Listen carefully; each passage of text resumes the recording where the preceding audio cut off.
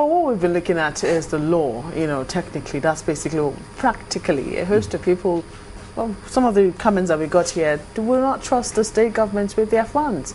They're saying leave it at the federal level. We trust them more to handle the funds better than if it ever gets down to the states. On the contrary, the fact in Nigeria is that the states are trusted by their citizens. When was the last time citizens within the states raised any eyebrow with respect to the expenditure made by their governors? Except in few instances. You could have it, for example, in Bayelsa, in Delta states, and some few states in the north. We had it in Lagos. Recently. Okay, but that was not as fundamental as the states, the governments of the federation. In the respect of the states, 36 state government, 774 local governments, insisting that this is what we want. And then the federal government said, no, you're going to have not going to have it that way. We will have it my way. So we have a situation in which the states are doing well.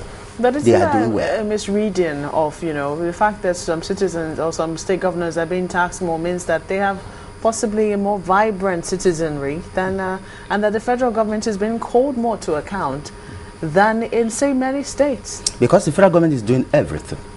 You see, we have a situation in which we have 62 items on the exclusive list. The federal government is a harvest of government. It is in currency, it is in policing, it is in primary education. The federal government is in into the colleges, it is establishing private universities. It is actually crowding out the states. So why would private universities? Yeah, the federal government is establishing and granting licenses to private universities. And you have not seen any state university, any state government grant licenses to private universities. And in Nigeria, we have almost 50 private universities being established by the authority of the federal government. So you have a situation in which the states are being crowded out of their constitutional powers. So you will now see a backlash. The citizens will say, no, we have a federal government that is almost like an emperor. It's high time the federal government deconstructed power, and then it will not be seen so much of criticisms. The funds that the states do get, we shouldn't pay too much attention to it. No, we should pay attention to them. No doubt. But what do they really get? What do the states really get?